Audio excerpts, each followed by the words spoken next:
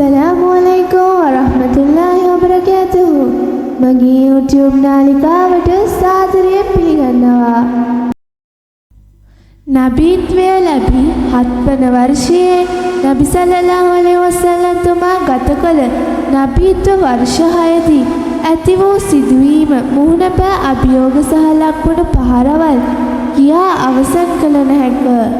අවසානය වන විට ජනයා නබි සල්ලල්ලාහු අලයිහි වසල්ලම් තුමා සහ ඔහුගේ මිතුරන් සහාබාවරුන්ව ගමෙන් පිටුවහල් කිරීමට තීරණ ගත්තා. ඉස්ලාමය ගැන සඳහන් කරන හාෆිස්වරුන් ග්‍රන්ථ රසකට මෙම සිදුවීම සඳහන් කළ කලද පැහැදිලිව සාදල් මුආද් අල්ලමා ඉබ්නුල් කයියුම් රහ්මතුල්ලාහි අලයිහි තුමා මෙලෙස සඳහන් කරනවා. පැහැදිලිව මෙලෙස සඳහන් කරනවා.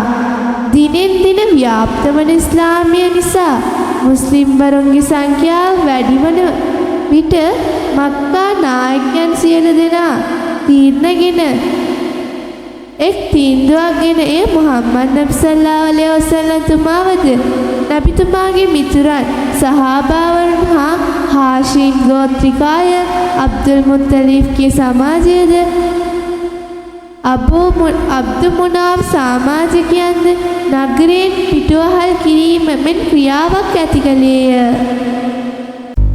එකක් අල්ලා යුබායු ගැනීම, වෙළඳාම, පරිත්‍යාගය, බෙදාදීම මේ සියල්ල තිබෙන හැක.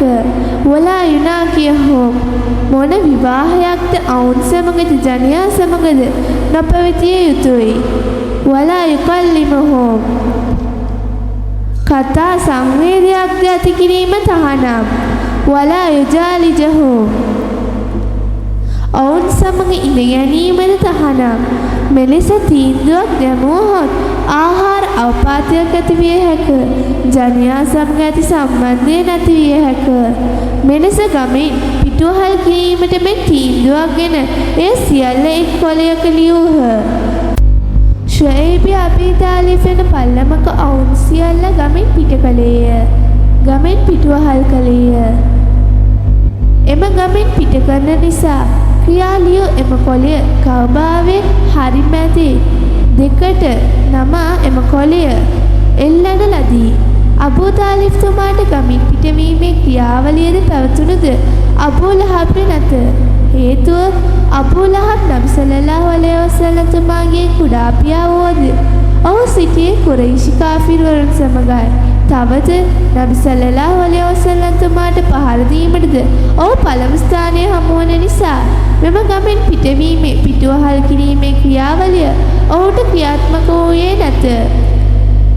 එම නිසා ඔහුව අයින් කළේය. ඉන්පසු එම සියලු දෙනාව එක් කරගොස් සිටියේය.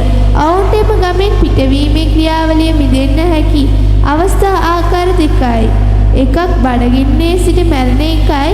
දෙවැනිය ඒකදේව විශ්වාසය අතහැර ඉස්ලාම් ධර්මය අතහැර බහු සංස්කෘතිය ඔවුන් කියන දෙවියන්ව ඇඳහීමයි. මෙම දෙකයි. ගමෙන් පිට කිරීමෙන් මිදිය යුතු නම් මෙයයි විසඳුම. එහෙත් ඊමානීය විශ්වාසය, සත්‍යතාවය, ඒකදේව විශ්වාසය නිසා ධර්මය වෙනස් කිරීමට සූදානම් වී නැත. ඉස්ලාමය අතහැරීමට කවුරුත් සූදානම් වුණේ නැත. අපි මැරුණත් කමක් නැහැ. අපිට ආහාර නොලැබුණද කමක් නැහැ. යයි හරියට හිජ්රි 7 වන මුහර්රම් මාසේ ශුඇයිබ් අබී තාලිබ් නබි සල්ලල්ලාහු අලයිහි වසල්ලම් තුමා හා අනිත් සියලු දෙනාව තබන ලදී. ගන්ත්‍රවල මෙලෙස සඳහන් වේ. කවදාද එම පිරිස ගමෙන් පිට කරවුවේද එදින සිට සෑම දිනකම රාත්‍රියක දරුවෙක් නැතහොත් කාන්තාවක් අඩනු හඩක් ඇසෙයි. රාත්‍රියට ටික දවස් වල හිෂාම් ඉබ්නු අම්ර් යන පුද්ගලයා තමාගේ අශ්වයා නැතහොත් ඔටුවාගේ පිට ආහාර සුළු ප්‍රමාණයක් රැගෙන ජනතාවට ලබා දී යයි. දවස් 3-4ක් කන්නතුව බොන්නතුව මිනිසුන් සිටී. සාද් ඉබ්නු අබී වක්කාස් රලියල්ලාහු අන්හු තුමා ආරම්භ කාල සහාබී වරියා. ඔහු මෙලෙස පවසනවා. අපිව ගමෙන් පිටුවහල් කර තිබෙන විට දවසක් රාත්‍රියේ අවශ්‍යතා සපුරා ගැනීමට එළියට ගියෙමි. දවස් ගණනාවක් ආහාර නොගත් නිසා දැඩි බඩගින්නක් ඇති වුණි. මම මගේ අවශ්‍යතාවය සපුරාගෙන සිටන විට එක තරතර හඬයක් ඇතිවිය. එතන එක් සතෙකුගේ මස් පිඩක් තිබුණි. මා එය රැගෙන සෝදා එය රත් කරමි. ඉන්පසු එය අලු බවට පත්විය. ඉන්පසු මම එය වතුරේ දිය කරමි. දිය කිරීමෙන් පසුව මම එම ජලය බීවෙමි. දින 3ක මට ශක්තිය එම සතෙකුගේ මස් පිඩින් ලැබුණි යයි පැවසුවේය. ගමෙන් පිටුවහල් කරන ලද ජනයන් රැසක් ආහාරයට ගත්තේ කොළ පමණයි.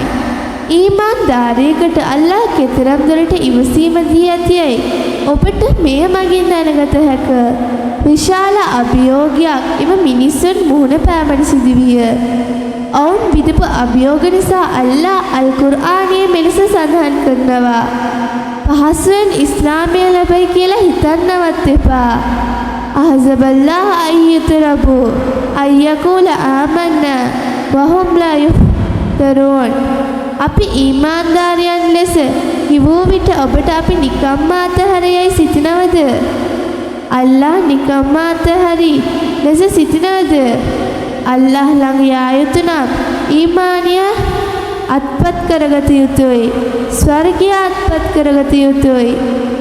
එලෙස අත්පත් කරගත යුතු නම් එය ඉතා ලැහැසි පහසු වැඩක් නම් නෙවෙයි. මෙලෙස අපි පරීක්ෂාවට ලක් කිරීම පසුවද ඉස්ලාම් ධර්මිකයෙක් ලෙස මෙම ගමෙන් පිටුවහල් කිරීමෙන් ඔවුන් මුහුණ පෑ අභියෝගය සඳහන් කර තිබෙනවා.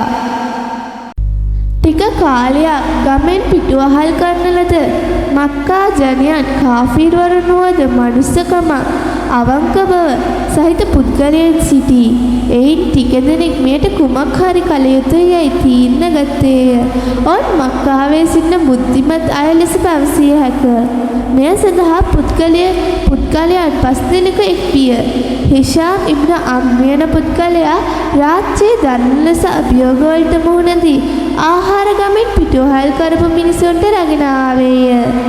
සුගෛර් ඉබ්න අබී සලම් ये පුද්ගලයෙක්, අබි උමෙය්යායේ පුද්ගලයෙක්, අබුල් බහ්තරියේ පුද්ගලයෙකි. ඉසම්මා ඉබ්නුල් අස්වද් නැමැති පුද්ගලයෙක්. ඉන්පසු හදීස් වල වැඩියෙන් සඳහන් වන මුතයිබ් ඉබ්න අදී නැමැත්තා. මෙම 5 දෙනාම හෙට දිනේ ජනයා සමග කතා කිරීමට පෙර දිනේ රාත්‍රියේම එම 5 දෙනා කතා කරගෙන එක් විසඳුමක් සෙවිය. ඇයි එම පිරිසට එලෙස කරේ? නිකම් ධර්මය විතරක් නේ වෙනස් කරේ. මෙයාලා ගමෙන් පිටුවහල් කරන්න ඕනිද?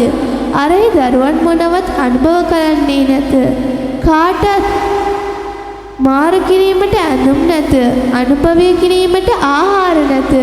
දේශගුණය උණුසුම් වූද සිසිල් වූද ඔවුන්ට එය දරාගත යුතුයි. ඔවුන්ද අපි සමග අපේ ගමේම ජීවත් වුණු මිනිස්සුන් නේද? ගමට විරුද්ධව ඔවුන් මොනවද කළේ? කාගේ හරි ජීවිතයක් විනාශ කළාද? කාට හරි කන්න දුන්න නැතුව සිටියද? සියලු දෙනා මේ ගැන කතා කර මේට විසඳුමක් ගත යුතුයි. එක් තීන්දුවක් ගත්තේය.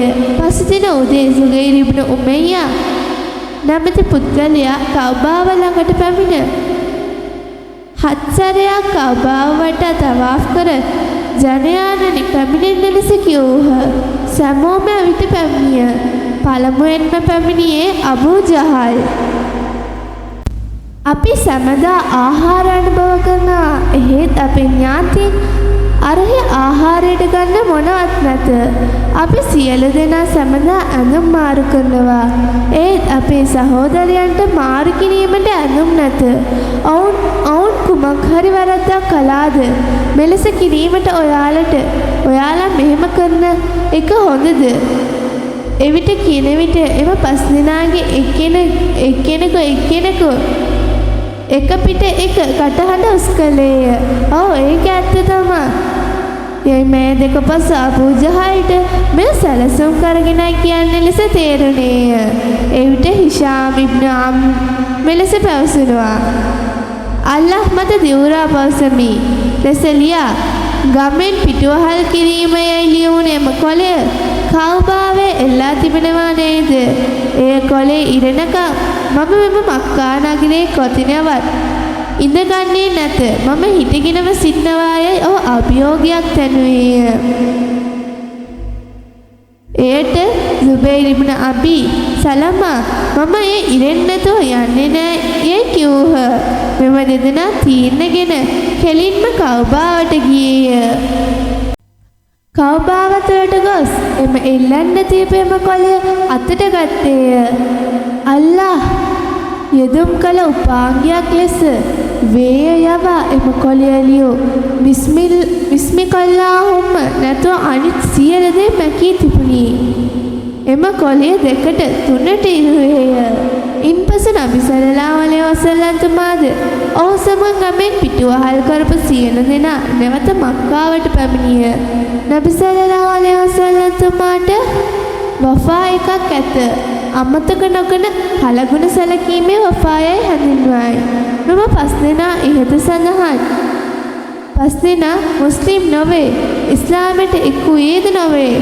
එහෙත් මුස්ලිම්වරුන්ට මෙලෙස දඩුවම් කිරීම වැරදියේ මක්කා කාෆිරවරුන්ගෙන් පුද්ගලයන්ය. ඒත් කාෆිරවරුන් වද නබි සල්ලල්ලාහු අලයිහි වසල්ලම් තුමා කලගුණ සැලකීමට අමතක කළේ නොමැත. අබුල් බහතරි නමැත්තා බදර් යුද්ධයේද පැමිණියේය. විරුද්ධ සේනාවෙන් පැමිණියේය. නබි සල්ලල්ලාහු අලයිහි වසල්ලම් තුමා එය දැක සහාබාවරුන්ට මෙලෙස ප්‍රකාශ කළා. අබුල් බහතරි කඩුව සමග අපි සමග සටන් කිරීමට පැමිණ තිබෙනවා. ඔහුව කවුරුත් මරන්න එපා. ඔහු ඝාතනය කිරීමට අවස්ථාවක් ලැබුණද ඔබලා ඔහුව මරන්න එපා. එලෙසම තමා මුතයිබ් ඉබ්න අදී නැමැත්තා බදර් යුද්ධය අවසන් වූයේ. ඒ සිරභාවයට ගත් පුද්ගලයන් දෙස බලා නබිතුමා ලෞකාන ඉබ්න මුතයිබ් ඉබ්න හදී හයිය. මුතයිබ් ඉබ්න හදී මට එදා ගමෙන් පිටුවහල් කරන විට උදව් කළානේ. ඔහු මේ පණ ඇතිව මෙහි පැමිණ මෙහිමා සිරභාවයට ගත් وَكَلَّمَ فِي هَؤُلَاءِ الَّذِينَ مَتَرَتْهُمْ لَهُ මම සිරකරුවන්ව නිදහස් කරන්න යයි ඔහු විවසුවේ නම් මම ඔහු වෙනුවෙන් මෙම සියලු සිරකරුවන්ව නිදහස් කරමියයි නබි සල්ලල්ලාහු අලයිහි වසල්ලම් තුමා පැවසුවේය. ඉහත ගමෙන් පිටුවහල් කිරීම නැති කිරීම තවත් ආකාරයද සඳහන් වෙනවා. සමෝම ගමෙන් පිටුවහල් කරන විට අබූ තාලිබ් තුමාද එහි සිටියහ. නබි සල්ලල්ලාහු අලයිහි වසල්ලම් තුමාගේ බාප්පා අබූ තාලිබ් තුමාටද පිටවීමට සිදුවිය. අබූ තාලිබ් තුමා වෙත සිදුවීම කිව්හ. මට අල්ලාහ් වහී පහල කළේය. එය තමා ගමෙන් පිටුවහල් කිරීමට ලියූ එම කොළය වෙත. අල්ලාහ් වේයන් ලවා එහි සඳහන් කරන වාක්‍ය සියල්ල මැකුවේය. එහි දැන් තිබෙන්නේ බිස්මිකල්ලාහුම්ම පමණයි. ඉන්පසු අබූ තාලිබ් තුමා මෙලෙස විමසුවා. අරබ්බිහුක අස්බලක බිහාදා මුහම්මද් නබි සල්ලල්ලාහු අලයිහි වසල්ලම් තුමනි ඔබගේ රබ් මෙය ප්‍රකාශ කළාද? එයට නබි සල්ලල්ලාහු අලයිහි වසල්ලම් තුමා ඔව් මගේ රබ් අල්ලාහ් මෙය පැවසුවායයි පිළිතුරු දුන්හ. ඉන්පසු අබූ තාලිබ් තුමා සියලු දෙනාම අඩගසා මෙලෙස පැවසුවා. ගමෙන් පිටුවහල් කරනවායයි එක් කොළයක සියල්ල ලියා එය මක්කාවේ කවබාවේ හරි මැද එල්ලා තිබෙනවා නේද? එය ගිහිල්ලා බලන්න. සියලු වාක්‍යයන් වේයන් විසින් මැකී තිබෙනවා. එය අල්ලාහ් මකන්න වේයන්ව උපයෝගී කරගෙන තිබෙනවා. එය ඇත්තන මුහම්මද් නබි සල්ලල්ලාහු අලයිහි වසල්ලම් තමා සත්‍යභාවයෙන් සිටිනවා. එහෙත් ඔයාලා නැත එලෙස වේයන් මැකී නැතිනම් මමම මුහම්මද් නබි සල්ලල්ලාහු අලයිහි වසල්ලම් තුමාව ඔයාලට දෙන්නම්. එයට ජනයා එකඟ වී කෙලින්ම කවුබාවට ගොස් එම කොළය ගෙන බැලූ විට ඇත්තෙන්ම වේය එම වජනනික මැකී තිබුණේ බිස්මිකල්ලාහුම්ම පමණයි. ආරම්භයේදී මුහම්මද් නබි සල්ලල්ලාහු අලයිහි වසල්ලම් තුමා ඇත්ත පැවසුවා. නම් මෙම ගමෙන් පිටුවහල් කිරීම නැති කළ යුතුයි. ඉන්පසු ගමෙන් පිටුවහල් වීම නැති වී සියලු දෙනා නැවත පැමිණිය. එම ගමන් පිටුවහල් කිරීම එම කොළයේ ලියුවේ මන්සර් ඉබ්නු ඉක්රිමා. ඔහු තමා එම කොළය ලියා තිබුණේ. එම කොළය ලියූ අත කුමකටවත් ප්‍රයෝජන උපයෝගී වූයේ නැත. එම අත සෙවීමටද බැහැ. කෝටුවක් මෙන් තබා ගැනීමටද සමානයි. මෙම ගමෙන් පිටුවහල් කිරීම සිදුවීමෙන් අදහස් කළ හැක්කේ කුමන මුස්ලිම් වරයෙකුටවත් ලෙහෙසියෙන් පහසුවෙන් ඉස්ලාමය අත්පත් කරගත නොහැකි බවයි.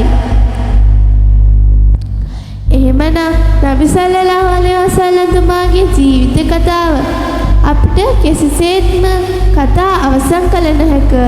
එහෙත් එම ජීවිතයේ ඇති ආදර්ශවත් කරුණ මඟ පෙන්වීම උපදේශක අපේ ජීවිතයට ගෙන ජීවත් විය හැක.